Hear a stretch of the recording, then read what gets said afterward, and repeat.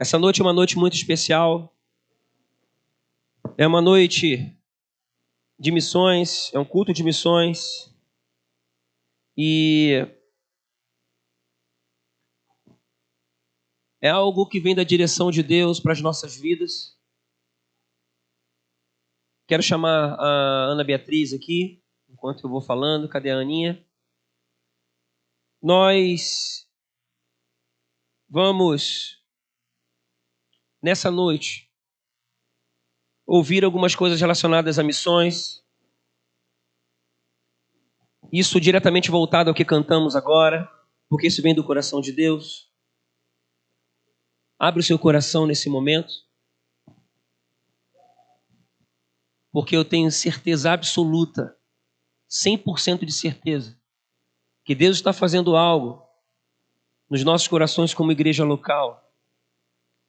Eu digo para vocês que, desculpa o termo, mas eu fico amarradão quando algumas coisas acontecem desse jeito assim, porque Deus está fazendo algo e eu não sei 100% o que Ele está fazendo. Quando acontece assim, eu gosto a beça. Ele está no controle, está conduzindo. Tem coisas que Ele não me falou ainda e Ele está deixando claro porque vai chegar o momento dele ir falando. Eu não sei nem explicar para vocês direito. Não sei. Eu só sei que eu estou fazendo aquilo que Deus falou para fazer como pastor dessa igreja aqui. Eu não sei o coração de todo mundo e Ele sabe. E é por isso mesmo que Ele não fala. Ele tem algumas coisas a fazer no coração de várias pessoas aqui e hoje eu tenho algumas certezas. E algumas delas é que eu não sei o que Ele vai fazer, mas eu sei que o coração de muita gente já está queimando. E eu sei que tem várias pessoas que serão hoje não somente transformadas, mas vai virar uma chave de resposta no coração de vários aqui. Tenho certeza absoluta disso, isso eu tenho. Então vamos àquilo que é para fazer, porque eu não vou ficar me enrolando. Ana Beatriz, vou deixar a palavra com ela. Ela esteve aí numa ação missionária, vou deixar ela falar porque eu posso usar outras palavras e termos, então vou deixar contigo. Ela vai compartilhar conosco o que Deus tem de direção para nós nessa noite. Ela esteve compartilhando no sábado passado da escola de missões que ela teve. Hoje não é o caso aqui, a gente já conversou sobre isso, mas se você quiser saber mais sobre o que ela vivenciou e como foi, pergunte para ela depois no individual. Então, que o Espírito Santo te conduza e te use de maneira poderosa em nome de Jesus. Amém? Boa noite. Então, hoje eu vou contar um pouquinho sobre como foi esses 6 meses que eu vivi em missões. Então, eu fiz uma escola de missões, onde eu fiquei 3 meses em São Paulo, no interior de São Paulo, fazendo a parte prática, teórica da escola, e depois eu fui enviada para fazer a parte prática da escola. O meu time, né, foram enviados 11 missionários para o Pará e para o Amapá. Então, eu fiquei 3 meses, né, 2 meses e meio mais ou menos, vivendo em missões integral. Vou passar umas fotinhos.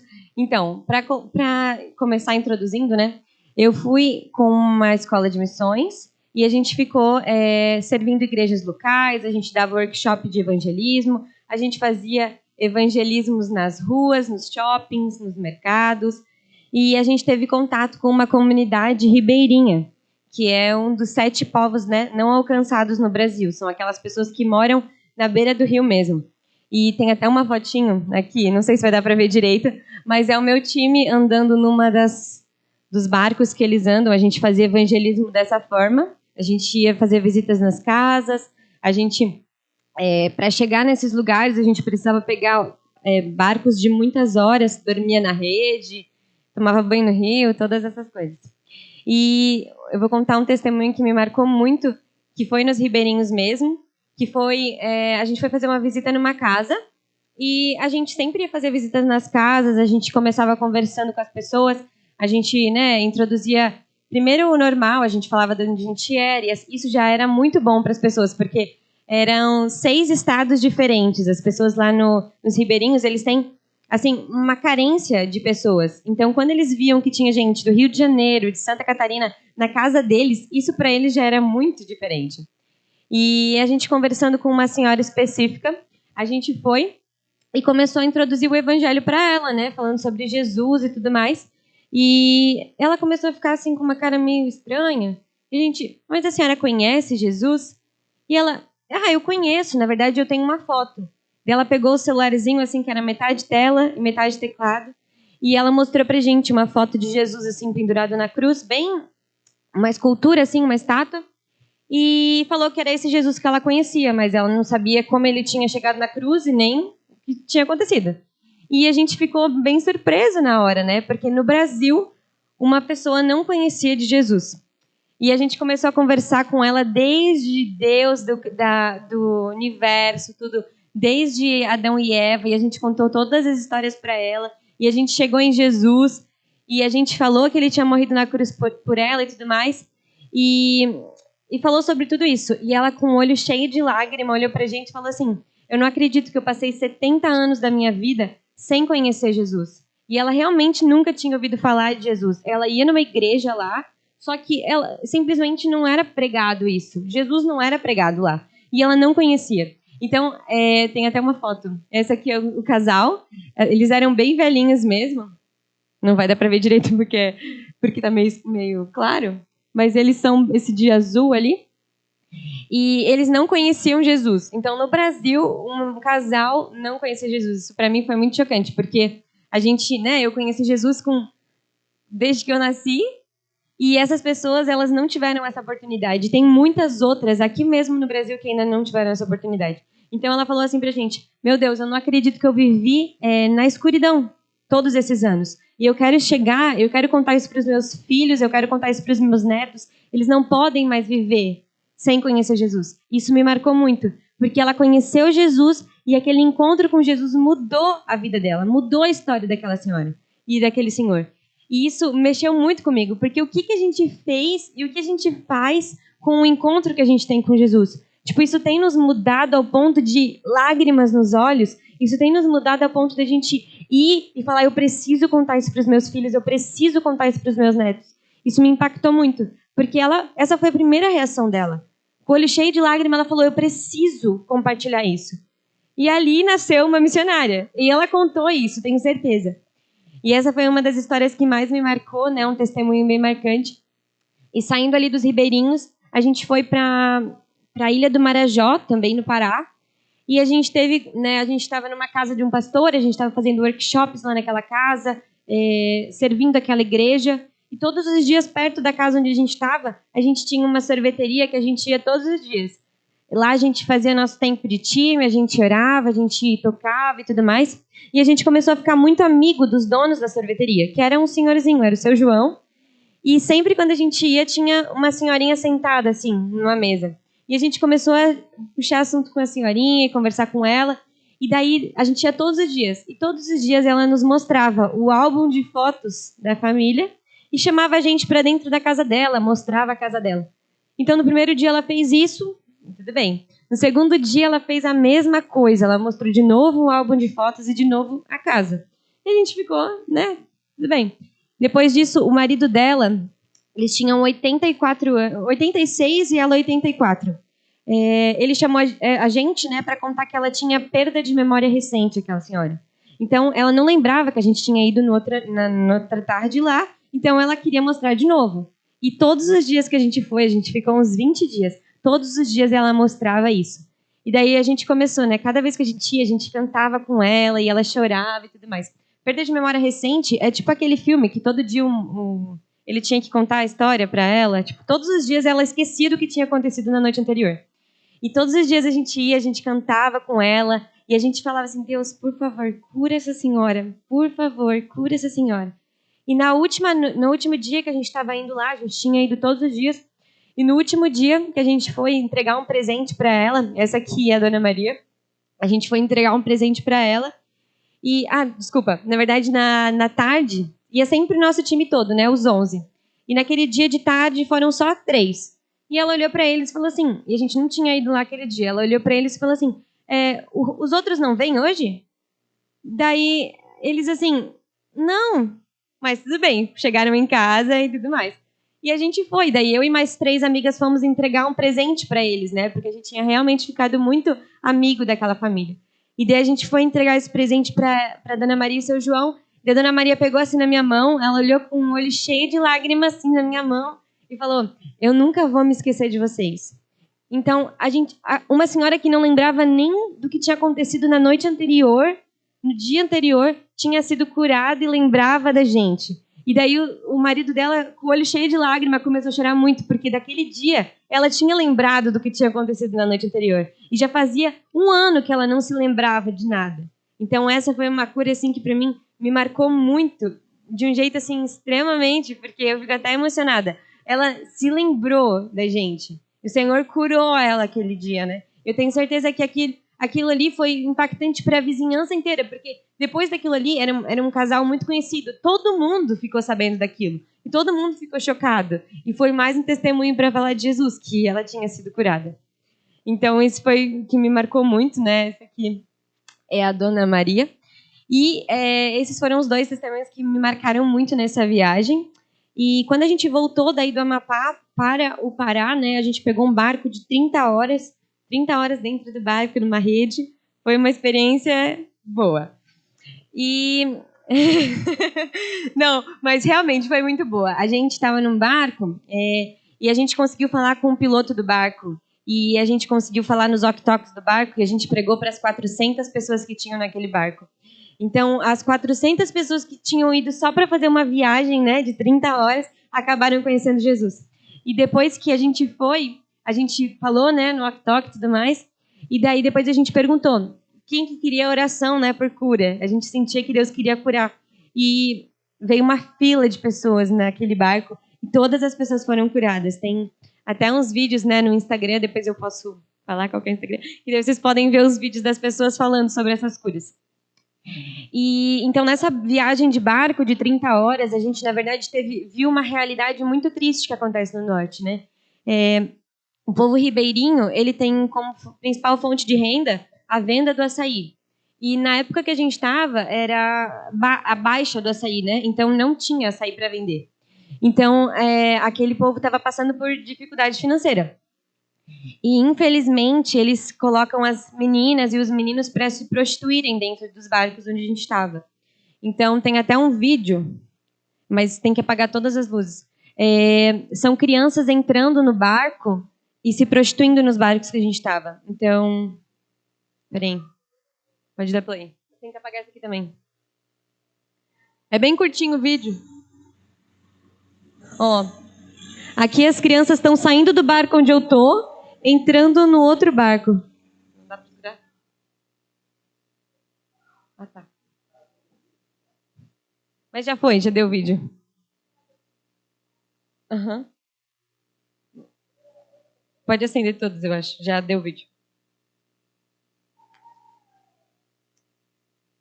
Um pouquinho. Sim. Esse é o barco que a gente pegou de 30 horas e daí a gente viu essa cena. Crianças entrando no barco para se prostituir em troca de algum alimento.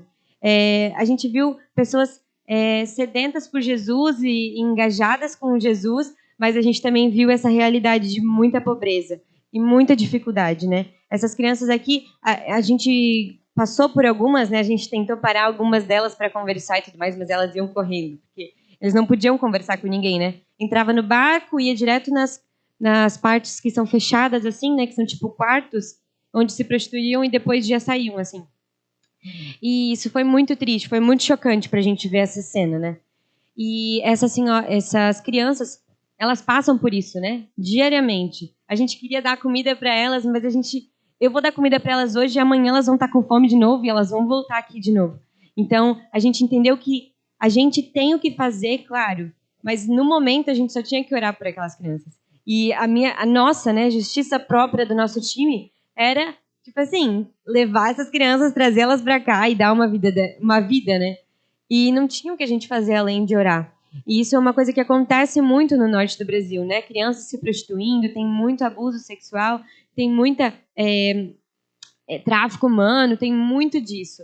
Então era uma coisa que, né, para a gente como igreja conseguir colocar em oração por essas crianças, por esse povo que é tão esquecido. Porque eu nunca tinha parado para pesquisar sobre isso. Isso acontece. Eu nunca tinha visto sobre isso. E ver isso com os próprios olhos foi muito chocante. Então, é um dos pontos que eu gostaria que a gente, como igreja, né, se colocasse, se engajasse em oração mesmo para conseguir mudar essa realidade. E orando para que pessoas se levantem para conseguir mudar, né, no governo, nas pessoas que são referências para conseguir mudar essa realidade dessas pessoas. E meu tempo está acabando. E outra coisa que eu gostaria de falar é que a gente não precisa ir para o outro lado do Brasil, a gente não precisa ir para o outro lado do mundo para ser missionário, né? Missionário não é só aquele que viaja longe e tudo mais. Nós somos missionários onde nós estamos. Então, se nós estamos na nossa faculdade, nós somos missionários. Se nós estamos no nosso emprego, na nossa fábrica, não sei, nós somos missionários lá, né? A grande comissão, ela não é uma grande sugestão. Jesus não falou assim, se vocês tiverem tempo, preguem o evangelho. Se vocês não tiverem nada para fazer, falem de mim. Não. Ele falou, ide e pregai o evangelho a toda criatura. Então, quando a gente está no nosso lugar, né, a gente está na nossa empresa, ali nós vamos ser Cristo, ali nós vamos pregar. Eu sei que é difícil isso, né? Porque a gente prega com as nossas atitudes, mas a gente precisa falar, né? Porque a salvação vem pelo ouvir a palavra de Deus. Então, nós temos que pregar com as nossas atitudes, mas nós também precisamos fazer. E a nossa, né, a gente tem um campo aqui, né? A nossa cidade é um campo que precisa de trabalhadores. Então, que a gente também consiga entender a necessidade de ir aqui, né? Para que depois, se o Senhor quiser, nos leve para os outros lugares. Mas que a gente entenda a importância de fazer aqui e depois ir, né? Que a gente possa entender que aqui nossa cidade, a gente, né, em comparação a tudo que eu vivi lá, meu Deus, a gente vive num mar de rosas. Mas aqui existem pessoas sedentas pelo Evangelho. Existem pessoas que precisam ouvir, né? Ouvir e ver o nosso exemplo. Mas principalmente ouvir aquilo que o Senhor tem para falar para elas, né? Então esse foi um pouquinho do que eu vivi nesses últimos 6 meses. E, né, tem mais um monte de coisa para contar, mas o tempo foi um pouquinho curto. E daí esse Instagram aqui, ó, Norteam, é o nome do Instagram do meu time, que a gente postou muitas coisas sobre. Então tem vários vídeos de curas, tem vários testemunhos que foram, né, que aconteceram e vai edificar muito todo mundo. Mas a gente vá, né? É isso.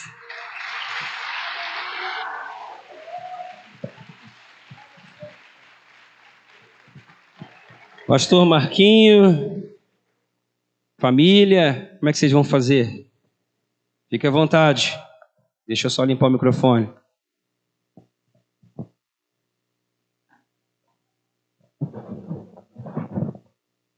Pastor Marquinho é da Primeira Igreja Batista, aqui de Balneário Camboriú, uma igreja que nós temos muita proximidade, igreja que o pastor principal é o pastor Silas, tem o pastor Fábio, Fabão, o pastor Marcinho, e nós temos uma parceria muito grande, somos amigos.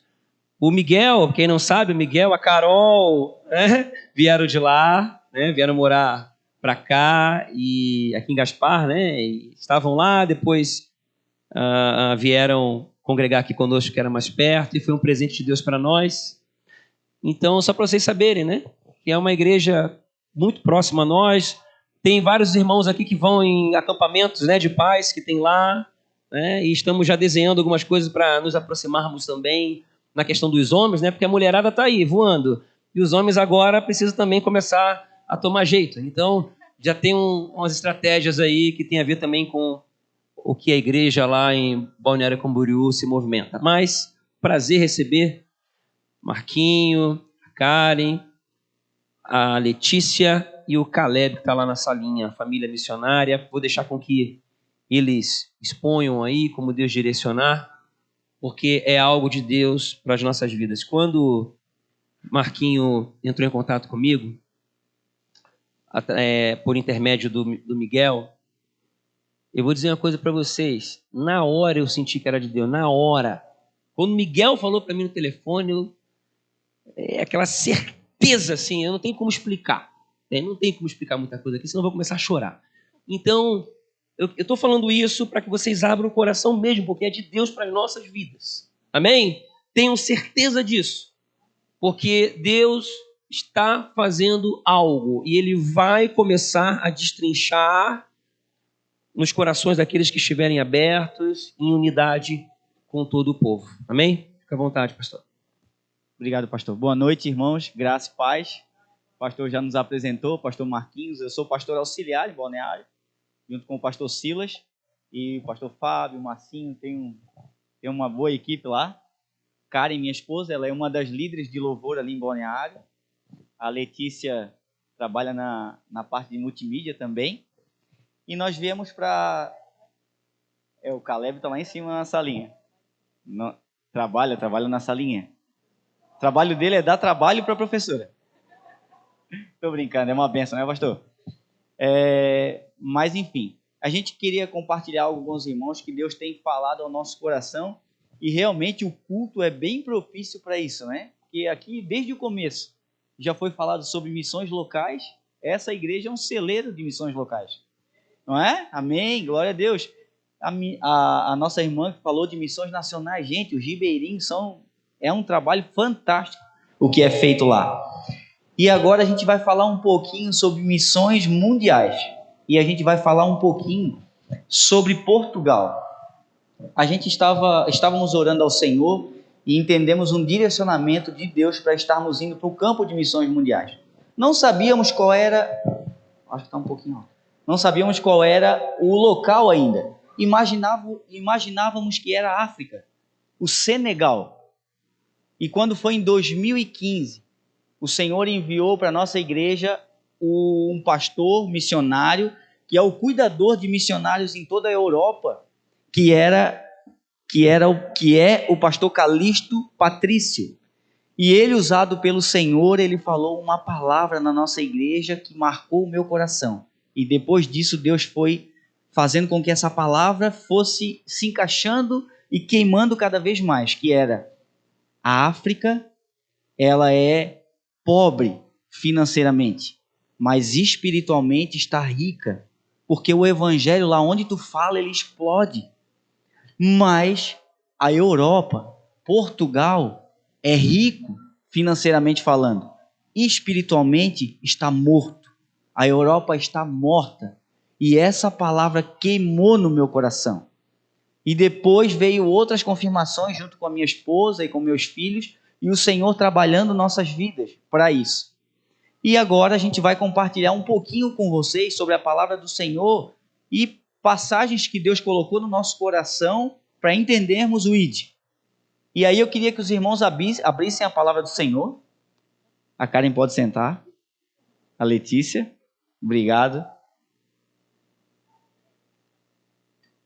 Se a mulher não entendeu o chamado junto, não existe missão. Nós entendemos isso juntos. Sentamos, conversamos e perguntamos um ao outro: e aí? Vamos encarar? E ela falou: nós estamos contigo, e não abrimos mão. E ali eu entendi que Deus estava realmente no controle de todas as coisas. E eu peço aos irmãos que abram em Mateus capítulo 28, versículo 18 ao 20. E a palavra do Senhor diz assim: o que tinha acontecido aqui? O pecado entrou na humanidade, precisava de alguém para pagar o preço que nenhum outro poderia pagar. Precisava ser Deus e precisava ser um homem. Só que um homem sem pecado. Deus envia então seu Filho Jesus para que ele venha ao mundo, nasça de uma forma milagrosa pelo Espírito Santo, gerando ele no ventre de Maria, uma virgem. O Senhor Jesus então nasce, e aí a gente entende, né? O Deus homem e o Deus 100% Deus, 100% homem. Então ele nasce com um propósito de ir para a cruz. Aquela cruz. O símbolo. Para resgatar uma humanidade. E aquela unção que a gente cantou aqui no começo, de Elias, de Eliseu, essa unção agora foi derramada mais profundamente ainda. E aí diz assim: o Senhor Jesus vai para a cruz e ele morre na cruz para nos resgatar novamente e nos ligar com o Pai. E depois que ele morre na cruz, ele ressuscita ao terceiro dia, ele chega para os discípulos e diz o quê? Toda a autoridade me foi dada, aonde? No céu e na terra. Ide, portanto, e fazei discípulos de todas as nações, batizando-os em nome do Pai, do Filho e do Espírito Santo. E eis que eu estarei convosco, quando? Todos os dias, até a consumação dos séculos. Fiquei pensando, será que não é álcool que colocaram aqui dentro? Mas aí o Senhor Jesus, quando ele ressuscita, ele fica ainda com os discípulos, ali 40 dias com os discípulos. Correto? Ele fica 40 dias caminhando com eles, aparecendo para eles e mostrando para eles aquilo que eles deveriam fazer. 40 dias depois, eles estavam num local e ele diz assim, agora eu vou para o Pai. Mas fica tranquilinho aí, eu vou preparar lugar para vocês e aí eu vou derramar sobre vocês o meu Espírito. Quando chega, eles ficam em Atos capítulo 1, versículo 8, ele diz para os discípulos assim, do 6 em diante. Então os que estavam reunidos lhe perguntaram, Senhor, será este o tempo em que vais restaurar o reino a Israel? Ele respondeu, não vos compete conhecer tempos ou épocas que o Pai reservou pela sua exclusiva autoridade, mas recebereis o quê? Poder. O que é isso? Dínamos no original. Poder, o poder mesmo de dinamite. Esse é o entendimento no original. Vocês receberão poder e serão o quê? Minhas testemunhas, tanto em Jerusalém, como em toda a Judéia, Samaria e confins. Mas, olha só, espera um pouquinho, porque eu ainda vou subir. E ele está falando com os discípulos ali, e a palavra diz que foi tão comprovado que ele foi visto por mais de 500 testemunhas, e ele está sendo assunto aos céus, e ele está subindo. Mas ele falou para a igreja assim o quê? Permaneçam em Jerusalém, eu vou derramar poder sobre vocês, para que vocês sejam testemunhas, porque sem o poder, vocês vão me negar, igual aconteceu com Pedro. Não, Senhor, eu vou morrer contigo. Vai morrer nada, na primeira tu carca fora. E aí, o que acontece? Eles estão ali, o Senhor vai sendo assunto aos céus, ele vai subindo, e aí todo mundo começa a olhar, e aí aparece o quê? 2 varões. E dizem para eles assim, ei, o que vocês estão olhando para o céu? Fica tranquilo, esse mesmo Jesus que vocês estão vindo subir, voltará do mesmo modo. Esperem por ele, permaneçam em Jerusalém. A igreja se fecha em Jerusalém, dentro do cenáculo, e se tranca lá durante um tempo, 10 dias. Quantas pessoas tinham lá? 120 aproximadamente. 10 dias depois, a palavra diz que rompe do céu o Espírito Santo e desce sobre a igreja. Aqueles que estavam lá num lugar trancado, fechados, eles são inundados pelo poder do Espírito Santo, e a palavra vai dizer aqui, a palavra vai dizer em Atos capítulo 2, ao cumprir-se o dia de Pentecostes, estavam todos reunidos no mesmo lugar, de repente veio do céu um som como de um vento, era como de um vento impetuoso, e encheu todo o lugar onde eles estavam reunidos. Estamos reunidos em quantos aqui hoje? Mais do que isso, né? Mais do que isso. Encheu todo lugar. E o que apareceu? Apareceu distribuídas sobre cada um deles línguas como de fogo. E pousou sobre cada um deles. E todos passaram a falar em outras línguas, conforme o Espírito lhes concedia que falassem. Cada um começou a falar numa língua diferente. Aquele negócio virou um alvoroço tremendo. E ninguém entendia nada. Aqueles que estavam de fora falavam assim, eles estão cheios de mosto, estão tudo embriagados. Mas a palavra vai dizer que todos eles conseguiam os ouvir na sua própria língua materna. Imagina um alemão falando com o italiano falando com o francês falando com o haitiano falando com o colombiano falando com o venezuelano que chegou no Brasil, e aí aquela bagunça toda, e todo mundo entendia. E aí alguns ficaram apavorados e começaram a debochar, dizendo que eles estavam bêbados. E Pedro cheio do Espírito Santo agora, ele fala assim: e aí, o que vocês estão debochando aí? Isso aí, eles não estão cheios de vinho, não estão cheios de mosto, não estão embriagados. Olha só, não é dia ainda. Isso aí é a promessa de Joel. O que Joel falou? Nos últimos dias, diz Deus, eis que eu derramarei do meu espírito sobre toda a carne. Vossos filhos e vossas filhas profetizarão. Vossos jovens terão sonhos, vossos velhos terão visões. Até sobre os meus servos e sobre as minhas servas derramarei do meu espírito naquele dias e profetizarão. Nós estamos cumprindo o ID de Jesus, porque nós somos uma geração de profetas do Senhor. Porque a palavra diz que foi derramado o que era proferido lá em Joel, que era para a igreja, que nós seríamos os profetas dos últimos tempos. E isso foi derramado em Atos capítulo 2. Você está preparado para o ID? O Senhor derramou sobre a igreja agora um grande ministério. Que ministério é esse? Não existe ministério melhor no mundo. Existe aí o Ministério da Justiça, o Ministério da Defesa, o Ministério disso, daquilo outro. Mas a igreja tem um ministério que se chama o Ministério da Reconciliação. Está lá em 2 Coríntios capítulo 10, se eu não me engano. O que significa isso, pastor? Reconciliar o mundo perdido com o Deus Santo. Porque o mundo estava perdido e não tinha mais acesso ao Pai. Por isso Jesus teve que vir e morrer naquela cruz, ser todo ensanguentado por causa de mim e de você, para que nós pudéssemos hoje cumprir o ID dele e pregar o evangelho a partir da igreja local, até o fim dos tempos, até os confins da terra. Esse é o ID de Jesus. Isso que ele derramou sobre a igreja.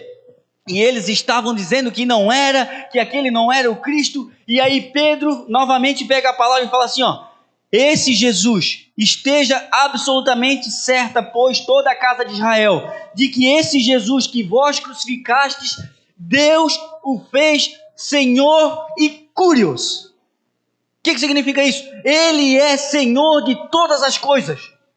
Não tem nada na humanidade, debaixo do céu, no mundo, que ele não seja Senhor. Ele é Senhor até daquele que acha que não é dele. Ele é Senhor de todas as coisas. Não tem outro que possa se levantar contra o nosso Deus. Porque agindo Deus, quem impedirá? Quem intentará acusação contra os escolhidos de Deus? Quem? Pode se levantar, mas cai no outro dia. Ouvindo eles isto, foi a primeira vez que o apelo não partiu do púlpito, partiu do auditório, das pessoas que estavam ouvindo. Eles perguntaram para Pedro assim, que faremos, irmãos? E Pedro fala, respondeu-lhes Pedro, arrependam-se e cada um de vós seja batizado em nome de Jesus Cristo e recebereis o dom do Espírito Santo. Naquele dia, 3.000. Igreja boa, hein, pastor? Oh, glória a Deus!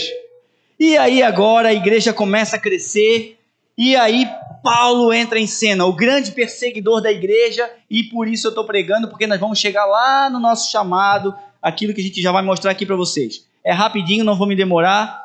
Atos capítulo 16, e Deus levanta Paulo agora como o maior pregador da igreja, na minha opinião, o maior pregador do Novo Testamento. Paulo, o homem fantástico que era um perseguidor da igreja e agora se torna o líder, para mim, um dos maiores do cristianismo, depois de Jesus. E diz assim, capítulo 6, do versículo 16, e percorrendo a região frígio-gálata, tendo sido impedidos pelo Espírito Santo de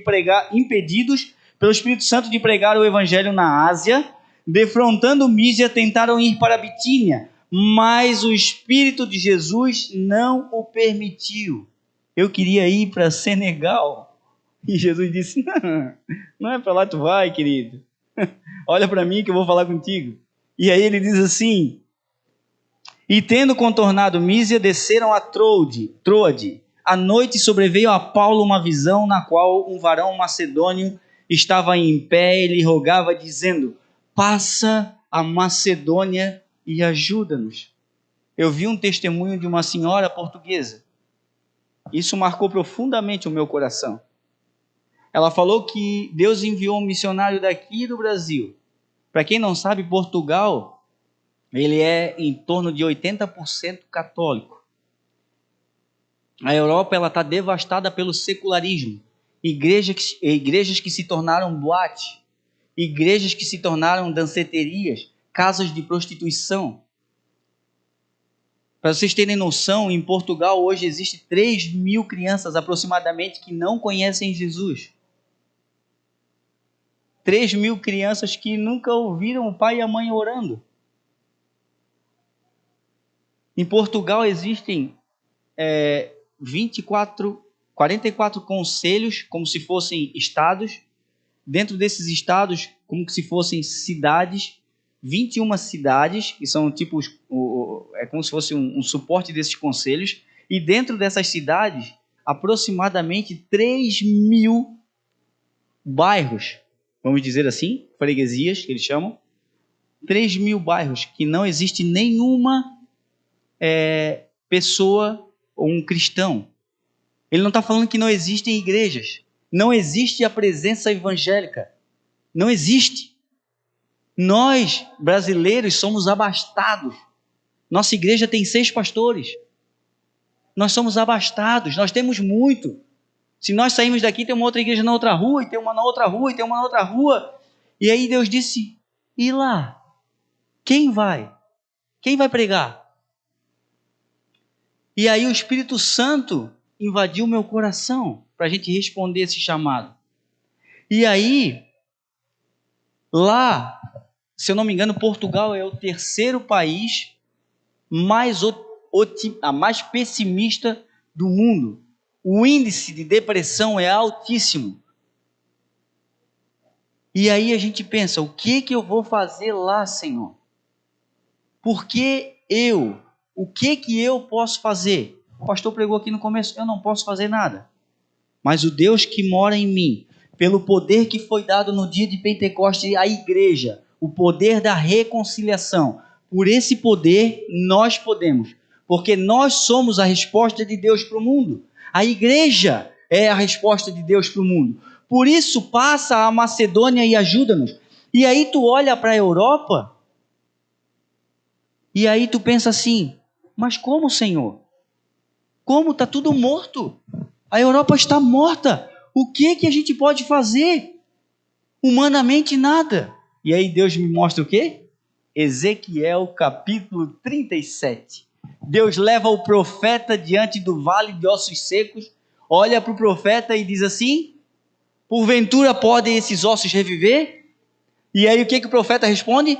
A resposta dele é a mesma de Pedro, quando Jesus pergunta para Pedro, Pedro, tu me amas? Agas palmi, tu me amas, Pedro? É a mesma pergunta. Deus pergunta para o profeta, podem esses ossos reviver? O profeta olha para o Senhor e fala assim, Senhor, tu o sabes. É a mesma resposta de Pedro. Senhor, eu, pela minha força, não tem como te amar. Mas tu sabes, Senhor. Deus olha para o profeta e diz, profetiza sobre esses ossos. Profetiza sobre esses ossos. O profeta começa a profetizar e começa a ver um reboliço no meio daquele vale de ossos, começa a se juntar osso com osso, começa a criar pele em cima, e o negócio começa a acontecer, e a gente pode, pela fé, sim, ver a Europa restaurada, porque eu creio, não sei se os irmãos compartilham disso comigo, mas eu creio, de todo o meu coração, que Deus ainda tem feito com que o Brasil seja, de alguma forma, guardado, porque somos, e não é arrogância, eu vou falar isso, não me interpretem mal, Deus tem, por misericórdia, guardado o Brasil, porque eu entendo que o Brasil ainda é o último celeiro missionário. O último. Antes da vinda do nosso Senhor e Salvador Jesus Cristo. Eu creio, é o último tempo. O que mais que falta acontecer? Fala para mim. Não tem mais nada. Estamos vivendo o último tempo.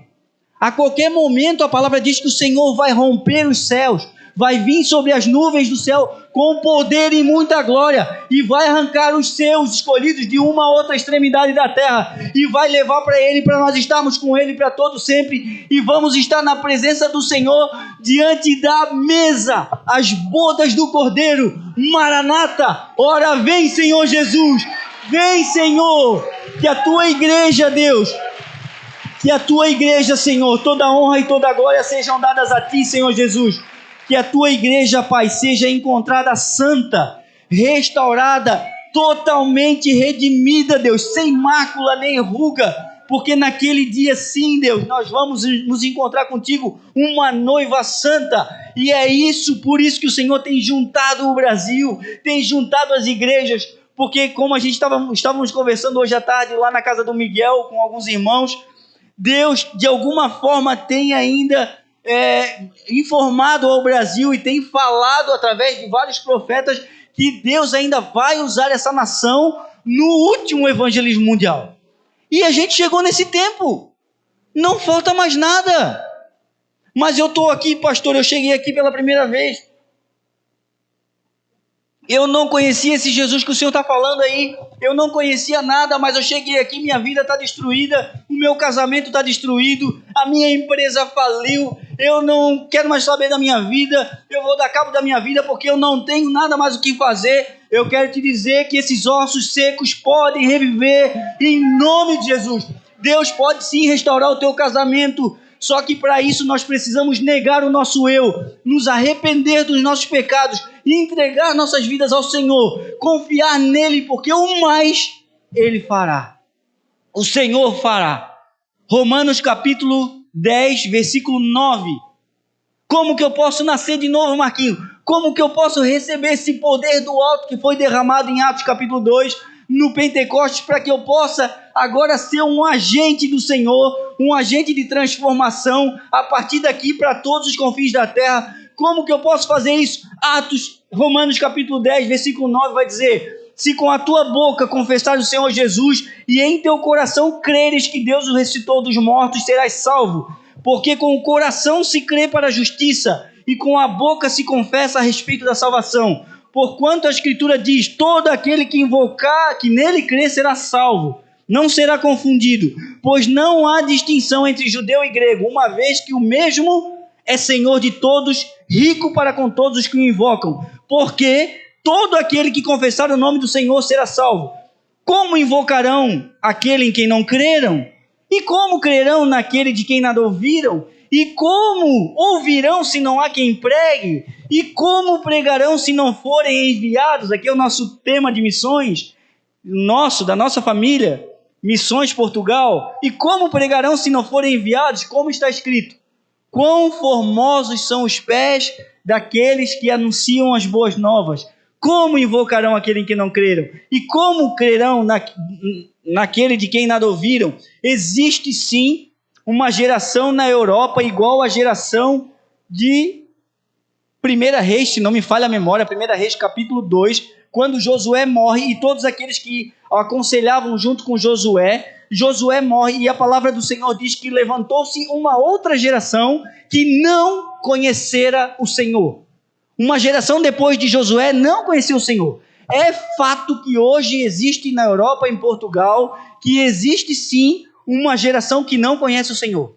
Mas também é fato que existe 3.000 crianças aproximadamente, que é a nova geração. Que nós, por misericórdia do Senhor, podemos ir lá e fazer com que elas sejam reconciliadas com Deus por meio do sacrifício de Jesus Cristo na cruz do Calvário. Elas precisam conhecer Jesus. Elas não têm nenhum conhecimento de Jesus. Elas não têm nenhuma Bíblia. Os pais delas não são crentes. E assim como aqueles ribeirinhos ali, aqueles que estavam se prostituindo ali, quantos lá morrerão e passarão a eternidade no inferno, se nós como igreja não nos levantarmos para o ID? Como? Como que eles crerão se não for ninguém pregar? Ah, Marquinhos, mas tem missionários na Europa? Claro que tem. Só que comparado com a população, por exemplo, de Portugal, 10 milhões e 300 mil habitantes mais ou menos, a quantidade de evangélicos em Portugal hoje, 0,5%. E aí? Vamos cumprir o ID do Senhor? Em nome de Jesus? Eu tenho lá atrás... Fizemos agora, pastor? Depois? Tá. Eu vou pedir para Bruna. A Bruna vai passar o vídeo. Lembrei o teu nome, disse Bruna. A Bruna vai passar um vídeo ali do pastor Calixto. Ele é o que cuida dos missionários em Portugal.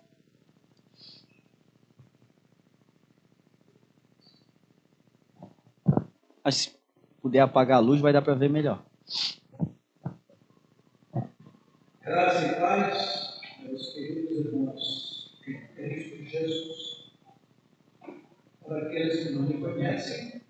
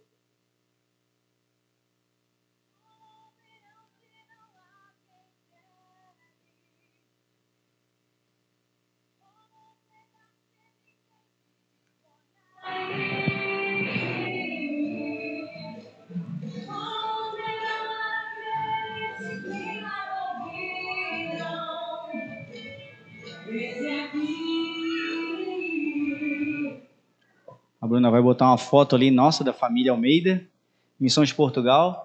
Irmão, se o Senhor tocou o teu coração com relação ao ID, se o Senhor tocou o seu coração com relação ao ID de Jesus, nós estamos indo em todas as igrejas que a gente conhece, né? Aqui em Santa Catarina, e se nos convidarem para fora a gente também vai, se der tempo, né? Mas para nós buscarmos parceiros mantenedores, porque o custo de vida lá é alto, sim. A gente não tem como fazer isso sozinho, mas a igreja do Senhor pode, né? A parte mais difícil lá é o aluguel, que é muito caro, né, em euro. Mas enfim, se Deus tocou o teu coração, nós vamos passar os diáconos lá atrás. Vai passar agora a folhinha? A folhinha. Os diáconos vão entregar uma folhinha que é o nosso projeto missionário, tá? Eles vão entregar uma para cada família. Se Deus tocou o teu coração, na frente tem uma folhinha só. Você pode... Os diáconos estão aí? Estão ali, né? Eles vão entregar uma para cada família. E se vocês entenderem de nos adotar, gente, não pensem em adotar. Às vezes a gente pensa, para adotar um missionário tem que adotar com muito dinheiro. Não. Essa folhinha aqui vocês entregam para mim, ó, tá? Não importa o valor. Se Deus tocar no teu coração, R$10 por mês, é o que Deus colocar no teu coração, tá?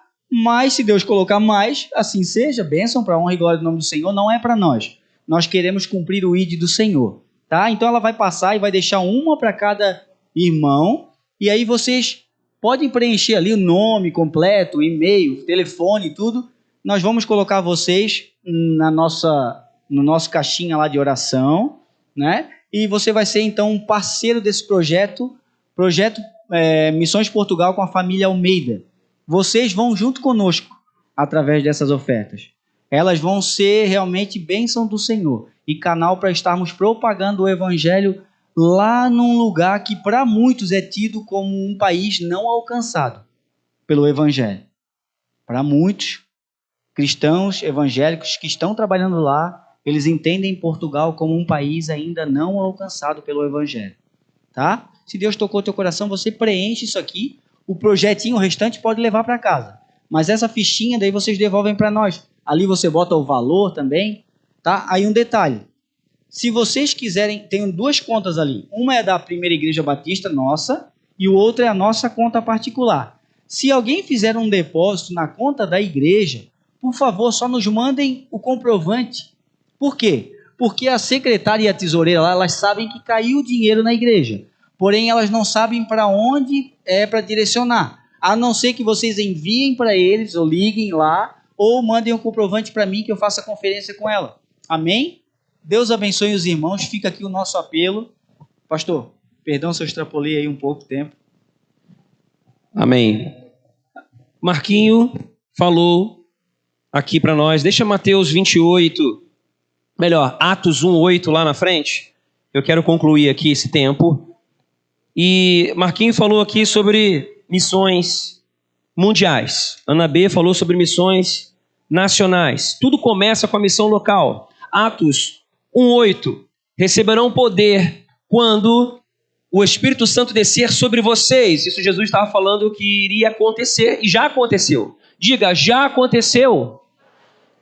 Então quem recebeu o Espírito Santo já recebeu a capacitação necessária para cumprir aquela chamada de Mateus 28, 18 a 19, que nós devemos ir, devemos levar o Evangelho a todos os povos, a toda criatura. Então esse poder já está em você, por mais que você não tenha ativado ele ainda, ou mesmo não tenha nem crido nisso ainda. Então, receberão poder quando o Espírito Santo descer sobre vocês, e já desceu, e serão minhas testemunhas agora. Em Jerusalém, em primeiro lugar. Jerusalém fala de onde nós estamos. Fala do nosso meio, do nosso habitat natural, onde temos a nossa rotina. Em toda a Judéia e Samaria, circunvizinhança, trazendo para a nossa realidade. É Estado, é Brasil. Em toda a Judéia e Samaria e até os confins da terra. Quero dizer uma coisa para vocês. O que Deus colocou no meu coração. Tudo começa com Jerusalém e a obra missionária começa aqui. Nós fazemos as missões urbanas através das células, dos ministérios, através da nossa presença nos diversos lugares em que estamos, através do nosso testemunho de vida, através das nossas palavras, através de Libras. Chegamos em vários lugares, a várias pessoas, e você, como filho e filha de Deus, é um missionário onde você está. Esse poder já veio sobre você. Agora, tem algumas coisas que Deus já começou a fazer no nosso meio. Então não vou explicar aqui, eu quero só dar um toque. Quem tiver alguma chamada para Brusque, fale comigo depois, ou me mande um WhatsApp. Só isso. Outra coisa, o que Deus falou no meu coração. Jerusalém está aqui.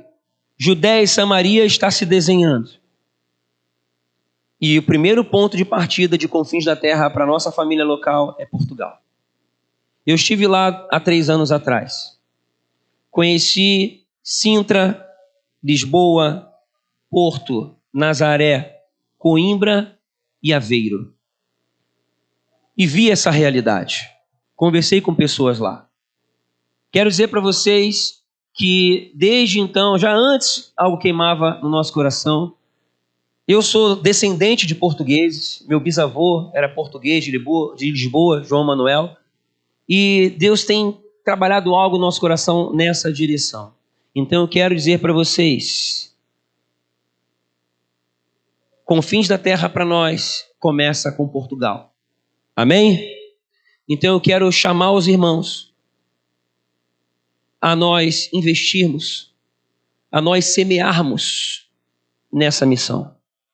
Porque a partir de hoje, oficialmente, nós nos tornamos parceiros da Missão Portugal com a família Almeida. Amém?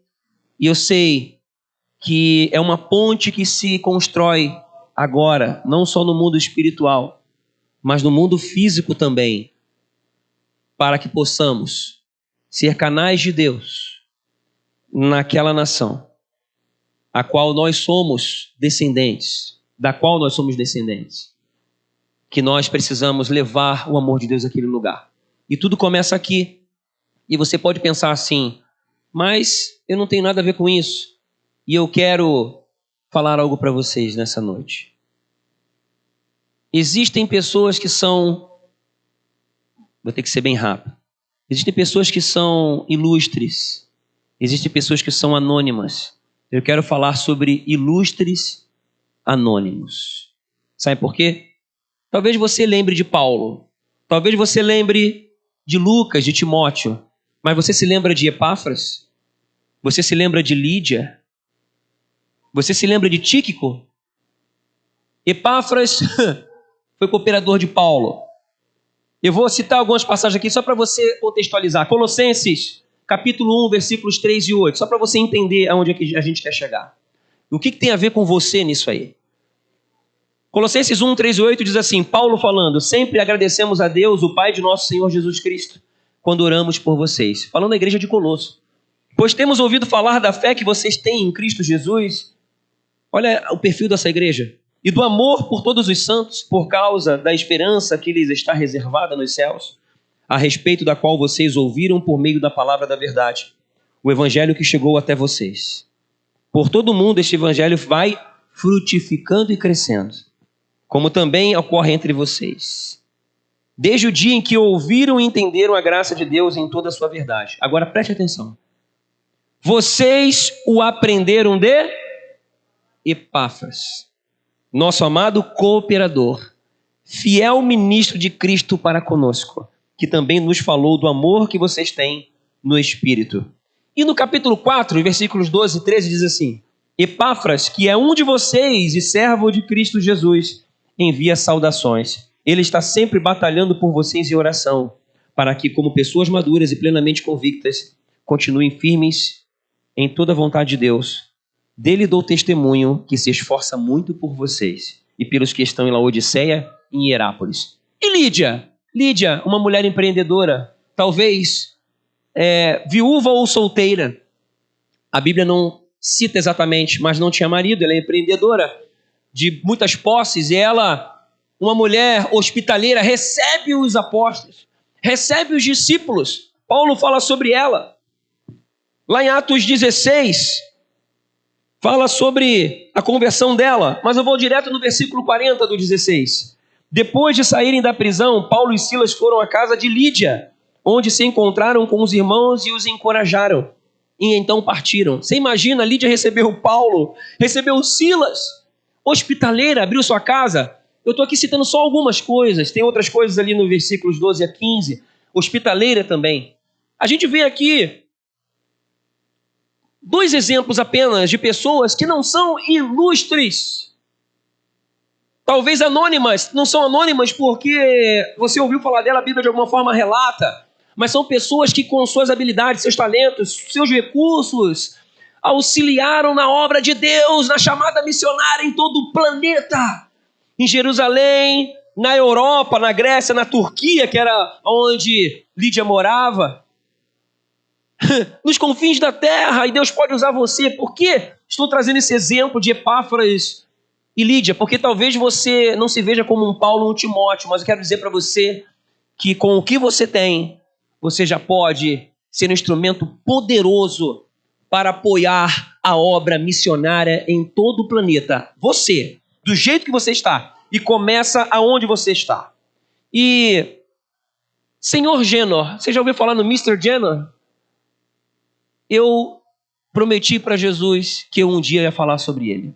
E é sobre ele que eu vou terminar aqui. Talvez você nunca tenha ouvido falar no Senhor Genor. E eu quero trazer ele como exemplo para você nessa noite e encerrar esse tempo. E eu vou falar dele usando as palavras do pastor Dave Smithers, que escreveu sobre ele. Homenzinho da Rua Geórgia, talvez alguém já leu isso na internet.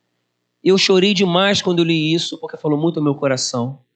Eu choro todas as vezes que eu leio, porque eu não consigo me aguentar. E o relato é assim. É uma história extraordinária que eu vou contar. Tudo começou há alguns anos em uma igreja batista que se reúne no Palácio de Cristal, ao sul de Londres. Estávamos chegando ao final do culto dominical quando um homem se levantou em uma das últimas fileiras de bancos e ergueu a sua mão e perguntou: pastor, desculpe-me, mas será que eu poderia dar um rápido testemunho? Olhei para meu relógio e concordei dizendo: você tem 3 minutos. O homem logo começou com sua história. Mudei-me para cá pouco tempo. Eu vivi em Sydney, na Austrália. Há alguns meses estive lá visitando alguns parentes e fui passear na Rua Geórgia. Ela se estende no bairro comercial de Sydney até a área residencial chamada Rock. Um homem baixinho, de aparência um pouco estranha, de cabelos brancos, saiu da entrada de uma loja, entregou-me um folheto e perguntou: desculpe, mas o senhor é salvo? Se morrer hoje à noite, o senhor irá para o céu? Fiquei perplexo com essas palavras, pois jamais alguém havia me perguntado uma coisa dessas. Agradeci polidamente pelo folheto, mas na viagem de volta para Londres eu me sentia bastante confuso com o episódio. Entrei em contato com um amigo que, graças a Deus, é cristão e ele me conduziu a Cristo. Todos aplaudiram suas palavras e deram-lhe as boas-vindas, pois os batistas gostam muito desse testemunho. Uma semana depois, voei para Adelaide, no sul da Austrália. Durante meus 3 dias de palestras em uma igreja batista local, uma mulher veio se aconselhar comigo. A primeira coisa que fiz foi perguntar sobre sua posição em relação a Jesus. Ela respondeu: morei em Sydney por algum tempo. E há alguns meses voltei lá para visitar amigos. Estava na Rua Geórgia, fazendo compras quando um homenzinho de aparência curiosa, de cabelos brancos, saiu da entrada de uma loja e veio em minha direção. Ofereceu-me um folheto e disse: desculpe, mas a senhora já é salva? Se morrer hoje, vai para o céu? Essas palavras me deixaram inquieta. De volta a Adelaide, procurei por um pastor de uma igreja batista que ficava perto da minha casa. Depois de conversarmos, ele me conduziu a Cristo. Assim posso lhe dizer que agora sou crente. Eu estava ficando muito admirado. 2 vezes, no prazo de apenas 2 semanas, em lugares distantes, tão distantes, eu ouvira o mesmo testemunho. Viajei para mais uma série de palestras no Mount Pleasant Church em Perth, no oeste da Austrália. Quando concluí meu trabalho na cidade, um ancião da igreja me convidou para almoçar. Aproveitando a oportunidade, perguntei como ele tinha se tornado cristão e ele explicou. Aos 15 anos, vim para esta igreja, mas não tinha um relacionamento real com Jesus. Eu simplesmente participava das atividades como todo mundo, como tem vários aqui. Devido à minha capacidade para negócios e meu sucesso financeiro, minha influência na igreja foi aumentando. Há 3 anos, fiz uma viagem de negócios a Sydney. Um homem pequeno, de aparência estranha, saiu da entrada de uma loja e me entregou um panfleto religioso, propaganda barata, e me fez a pergunta: desculpe, mas o senhor é salvo? Se morrer hoje, o senhor vai para o céu? Tentei explicar-lhe que eu era ancião de uma igreja batista, mas ele nem quis me ouvir. Durante todo o caminho de volta para casa, de Sydney a Perth, eu fervia de raiva, esperando contar com a simpatia do meu pastor. Contei-lhe a estranha história, mas ele não concordou comigo de forma alguma. Há anos ele vinha me incomodando e dizendo que eu não tinha um relacionamento pessoal com Jesus. E tinha razão. Foi assim que há 3 anos meu pastor me conduziu a Cristo. Voei de volta para Londres, Inglaterra. E logo depois falei na Assembleia Kiswick, no Lake District. Lá relatei esses 3 testemunhos singulares. Os 3 que você acabou de ouvir. No final da série de conferências, 4 pastores idosos vieram à frente e contaram que eles também foram salvos há 25, 30 anos atrás, pela mesma pergunta e por um folheto entregue na Rua George, em Sydney, na Austrália. Na semana seguinte, viajei para uma igreja semelhante a Kiswick e falei a missionários no Caribe. Também lá contei os mesmos testemunhos. No final da minha palestra, 3 missionários vieram à frente e explicaram que há 15, 25 anos atrás, eles igualmente tinham sido salvos pela pergunta e pelo folheto do homenzinho da Rua George, na distante Austrália. Minha próxima série de palestras me conduziu a Atlanta, na Geórgia, Estados Unidos, América do Norte. Fui até lá para falar no encontro de capelães da Marinha. Por 3 dias fiz palestras a mais de 1000 capelães de navios. No final, o capelão Mor me convidou para uma refeição. Aproveitando a oportunidade, perguntei como ele havia se tornado cristão. Foi um milagre. Eu era marinheiro em um navio de guerra no Pacífico Sul e vivia uma vida desprezível. Fazíamos manobras de treinamento naquela região e renovávamos nossos estoques de suprimentos no porto de Sydney. Ficamos totalmente largados. Em certa ocasião, eu estava completamente embriagado e peguei o ônibus errado. Desci na Rua George. Ao saltar do ônibus, pensei que estava vendo um fantasma quando um homem apareceu na minha frente com um folheto na mão e perguntando: marinheiro, você está salvo? Se morrer hoje à noite, você vai para o céu. O temor de Deus tomou conta de mim imediatamente. Fiquei sóbrio de repente. Corri de volta para o navio e fui procurar o capelão. Ele me levou a Cristo. Com sua orientação, logo comecei a me preparar para o ministério. Hoje,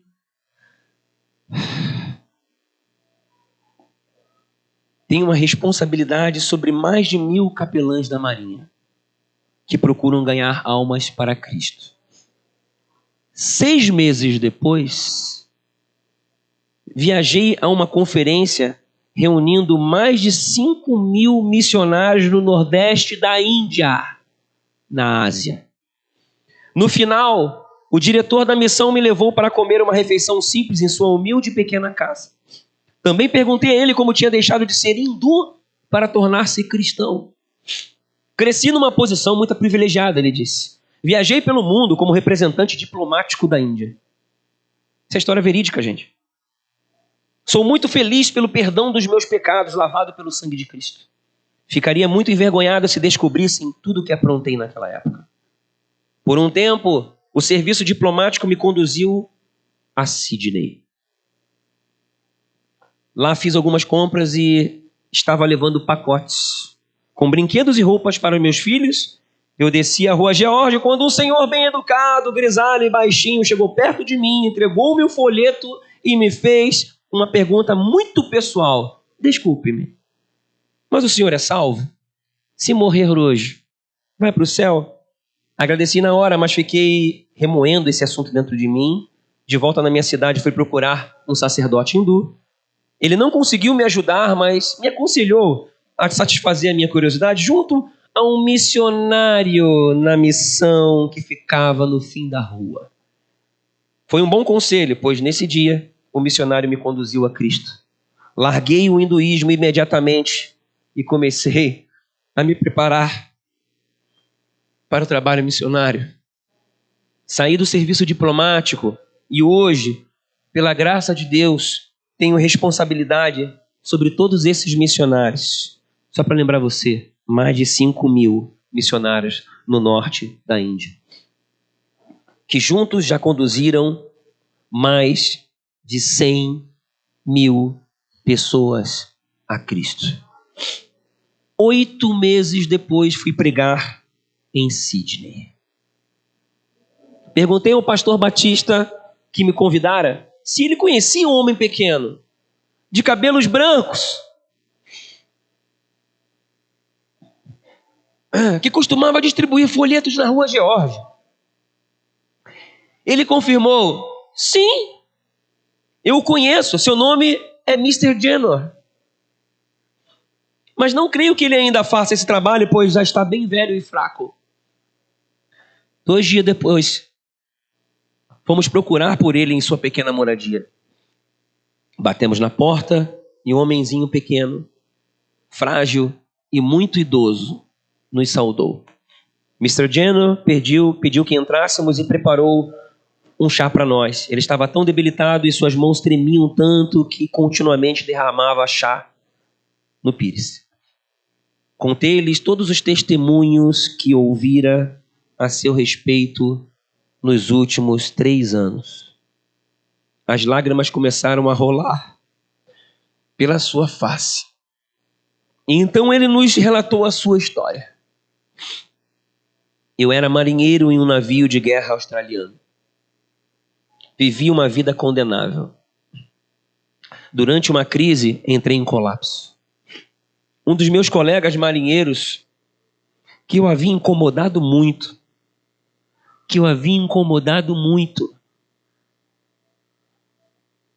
não me deixou sozinho nessa hora e ajudou a me levantar.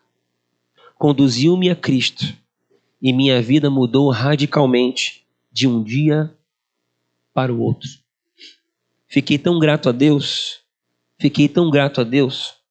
que prometi dar um testemunho simples de Jesus a pelo menos 10 pessoas por dia.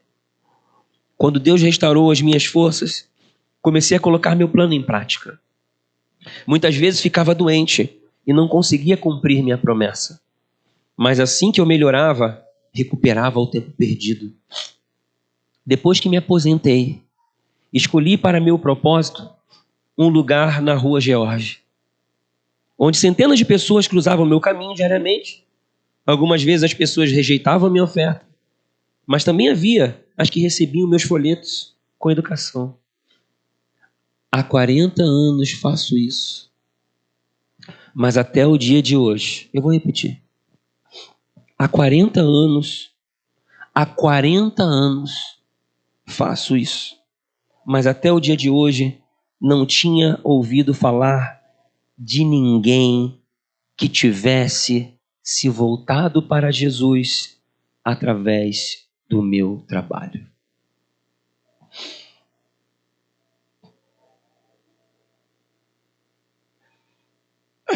Aqui vemos o que é verdadeira dedicação. Demonstrar amor e gratidão a Jesus por 40 anos, sem saber de qualquer resultado positivo. Esse homem simples, pequeno, sem dons especiais, deu testemunho de sua fé para mais de 150 mil pessoas. Penso que os frutos do trabalho de Mr. Jenner, que Deus mostrou ao pastor londrino, sejam apenas uma ponta no iceberg, uma pequena fração. Só Deus sabe quantas pessoas mais foram ganhas para Cristo através desses folhetos e das palavras desse homem. Mr. Jenner, que realizou um enorme trabalho nos campos missionários, faleceu 2 semanas depois da nossa visita. Você pode imaginar o galardão que o esperava no céu? Por isso que o título dessa palavra é Ilustres Anônimos. Duvido que sua foto tenha aparecido alguma vez em alguma revista cristã. Também duvido que alguém tenha visto uma reportagem ilustrada a seu respeito. Ninguém, a não ser um pequeno grupo de batistas de Sydney,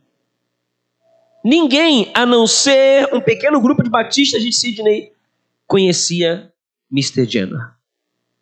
Mas eu asseguro que no céu seu nome é muito conhecido. O céu conhece Mr. Jenner e podemos imaginar vividamente a maravilhosa recepção que ele teve quando entrou por suas portas.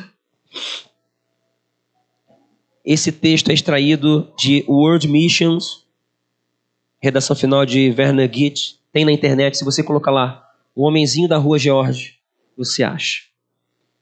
E a pergunta final aqui é, e você? Ainda de forma anônima, seja um ilustre no céu. Seja um ilustre no céu. Viva conforme o que lemos hoje em Mateus 28, 19 a 20. Creia em Atos 1:8, deixa Atos 1:8 estampado na tela. Creia que já veio o poder sobre você. E que como Epáfras, como Lídia, como você, do jeito que você é, com os seus recursos, com os dons que Ele te deu, você coloque à disposição de Jesus. Seja hospitaleiro, seja anfitrião de uma célula. Comece em Jerusalém. Sirva a igreja local.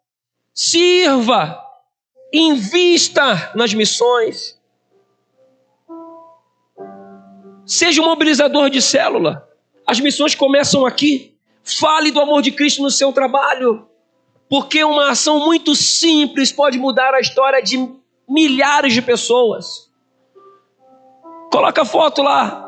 Aquela que estou eu lá, que me chamaram de padre. Eu de óculos, com o Silvério na frente. Vou falar de mim. Coloca essa imagem horrível.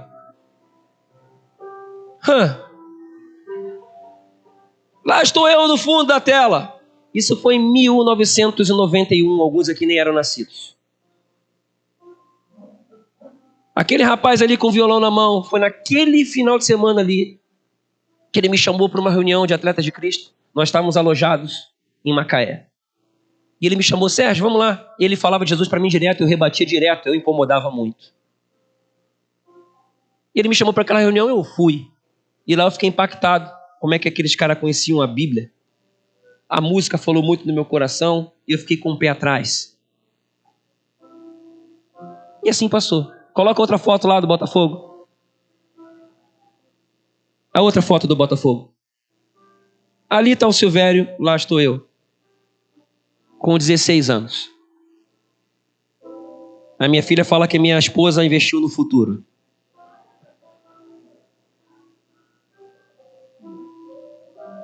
Porque eu era feio para chuchu. Mas o Silvério falava do amor de Cristo para mim. E eu rebatia.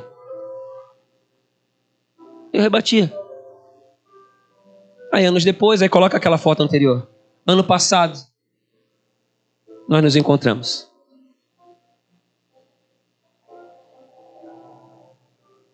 Silvério não é um pastor.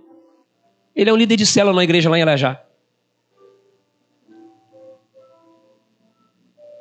Um ilustre anônimo. Aqui ele não é anônimo. Porque eu já falei muitas vezes dele. E vocês já cansaram de ouvir. Mas eu já fiz questão de arrematar e vou mandar esse vídeo para ele ver. Acontece que coloca a foto do Beck. Silvério não viu eu me encontrando com Jesus. Ele não viu os frutos. Aquilo que eu mostrei para vocês foi em 1991. Eu me converti em 95. Em 98 vim jogar no Beck. E aí então eu falava de Jesus. E aquele rapaz está ali do lado, o Lê, também não deu resposta. Anos depois, por causa das redes sociais, eles conseguiram me encontrar. Coloca outra foto do livro. Nós jogamos juntos depois do Beck, jogamos juntos no Atlético. Tinha uma moça que trabalhava numa loja e eu tinha esse livrinho aí que eu já falei várias vezes para vocês. O mais importante é o amor, por isso que eu falo isso direto. Eu fui, escrevi uma dedicatória no livro, coloca outra foto. Coloca lá. Não, tem a dedicatória escrito. Uma outra parecida com essa. Não tá aí? Bugou? Eu escrevi uma dedicatória na contracapa. Escrevi e dei para a moça da loja. Onde eu e Lê íamos, saímos do clube, do treino, e íamos lá dar uma olhada na loja. Eu apresentei a moça da loja para o Lê. Evangelizei essa moça assim, porque eu não sou evangelista. Mas eu falei de Jesus assim, meio que sem graça. Fiz essa dedicatória e dei para ela. Falando do amor de Cristo. Ali está escrito assim: que o Senhor Deus te abençoe em todos os teus caminhos, te trazendo vida, paz, saúde e harmonia. Que a palavra de Deus, contida neste livro, seja lâmpada para teus pés e luz para o teu caminho. Jesus te ama, Ele é o único caminho para se chegar a Deus. João 14:6. O resto ali eu não lembro. Isso foi em 1998. E aí, perdi contato com o Lê, com a Jamile mais ainda. E aí então eles me encontraram. E ela falou: Sérgio, mandou essa foto para mim. Eu tenho esse livro até hoje. É o Novo Testamento. Está ali, ó. Eu e Lê nos casamos. Nos convertemos a Jesus. Hoje nós somos pastores em São Paulo, em Marília. A igreja deles tem 2 congregações, se eu não me engano. Está ali, ele, a Jamile e as 2 filhas. Eu não tinha visto o resultado. Nesse caso aqui eu vi. Por que estou falando isso? Porque onde você estiver, as ações que você possa parecer que não estão dando resultado, elas podem estar realizando uma transformação exponencial que você nem imagina. E eu quero clamar a você, como povo de Deus, como filho e filha de Deus, a se posicionar a partir de hoje como essa pessoa de Atos 1:8 que recebeu o poder porque o Espírito Santo foi derramado sobre você, para que você possa ser canal em Jerusalém, aqui na nossa região, Judéia e Samaria, Santa Catarina e Brasil, que você se abra isso. E nos confins da terra. Tem lugares que nós estaremos presentes, tem lugares que nós estaremos presentes através de alguém. Estaremos orando e semeando para que a obra de Deus continue sobre toda a terra. E eu quero, nesse momento, pedir para você, ao ficar de pé, fique de pé, para que você, nesse momento, os que puderem ficar de pé, fiquem, os que não puderem, pode ficar sentado, não tem problema. Eu quero pedir para você colocar a mão no seu coração, a mão no seu coração, e que em nome de Jesus você receba agora, nesse exato momento, o discernimento espiritual e a certeza de que Deus está mais uma vez falando o que falou há 2000 anos atrás. Em Mateus 28, 19 e 20, Ele te chama para que você vá, seja testemunha dele, que você ensine a palavra, que você use os recursos, que você use as habilidades que ele te deu, a começar por Jerusalém. Isso vai se estender a outras regiões, até os confins da terra. Marquinho e família estarão indo para Portugal no final do ano. E nós estaremos indo junto com eles. Nós estaremos lá com eles. Eles estarão lá nos representando. Outras pessoas aqui serão enviadas para outras cidades. Estaremos juntos como família de Deus em outros lugares. Outros ficarão aqui como suporte desse quartel-general. Agirão em ministérios diferenciados. Estarão ali com as células, abençoando, consolidando, agindo de forma específica em algumas áreas. O importante é que você, a partir de agora, abra o seu coração para que o Espírito Santo que já está em você possa fluir como rios de águas vivas, e essa água venha jorrar para a vida eterna. Jorrar para a vida eterna.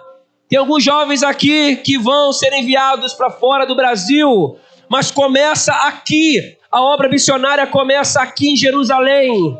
A obra missionária começa aqui em Jerusalém. Tem uns que vão passar em concurso e vão para outros lugares. Serão enviados pela igreja local. Iniciarão trabalhos. Creia, aqui tem mantenedores da missão, financiadores, e Deus vai abençoar com muitos recursos para poder multiplicar a obra. Empreendedores, vou falar uma coisa para vocês. Eu também sou empreendedor, vou dizer algo que eu aprendi de Deus há uns anos atrás. Deus coloca recursos em nossas mãos para nós financiarmos a obra do reino. Nós somos investidores do reino de Deus. Esse é o nosso maior investimento. Então, Deus nos permite multiplicar para que venhamos multiplicar, para que venhamos abençoar. Então, semeie em boa terra. Semeie que a colheita sempre vem. Pode ter certeza. Pode ter tempos de alta, mas vai ter tempo de baixa, mas os tempos de alta serão muito maiores. Pode ter certeza, porque Deus honra. Em nome de Jesus. E aqui, agora, estão surgindo novos empresários, novos financiadores, empreendedores. Feche seus olhos. Senhor Deus Todo-Poderoso, abre o céu sobre esse lugar. Desperta, Senhor, a chamada no coração de cada um, Senhor. Desperta a chamada. Mostra o caminho, como aquela mulher samaritana que se abriu ao encontro contigo. Que cada um aqui possa discernir, Senhor, a caminhada, cada passo, mas que cada coração aqui esteja inclinado em testemunhar da experiência pessoal que teve e ainda terá com as outras pessoas, para que eles conheçam esse teu amor e conheçam o caminho da salvação. Aguça as habilidades e os dons, para que cada um aqui venha viver intensamente, rompendo na vida, vivendo em cada área da sociedade. Que se levante em nome de Jesus advogados, políticos. Que se levante em nome de Jesus médicos. Que se levante em nome de Jesus professores. Que se levante em nome de Jesus gerentes. Que se levante em nome de Jesus funcionários abençoados, referências nas suas empresas. homens e mulheres de exemplo, que se levantem em nome de Jesus. Mulheres aqui que são mantenedoras da obra de Jesus, como sempre aconteceu. Que se levante aqui intercessoras, intercessores, homens, pais de excelência, referência de paternidade nessa geração. Que se levante aqui, em nome de Jesus, jovens fortes, jovens que serão como flechas enviados para Brusque, Navegantes, Luiz Alves, para o Rio de Janeiro, para o Nordeste, para os ribeirinhos, para missões nacionais, para fora do Brasil, para Portugal, para a Itália, para a França, para a África, para a Índia, até para a China, até para a Coreia, em nome de Jesus. Que se levantem homens e mulheres que aprendam a ouvir a voz de Deus e viverem intensamente a chamada da missão. Que assim seja, em nome de Jesus. Amém, amém, amém. Quem recebeu essa palavra, quem a partir de agora se posiciona como homem e mulher, filhos de Deus, chamados para a missão, entendendo que Deus vai usar a sua vida, dê uma salva de palmas a Ele, ao Senhor dos Senhores. Se levanta a partir de hoje uma igreja missionária em Jerusalém, Samaria, Judeia e confins da terra, em nome de Jesus. Em nome de Jesus. Amém?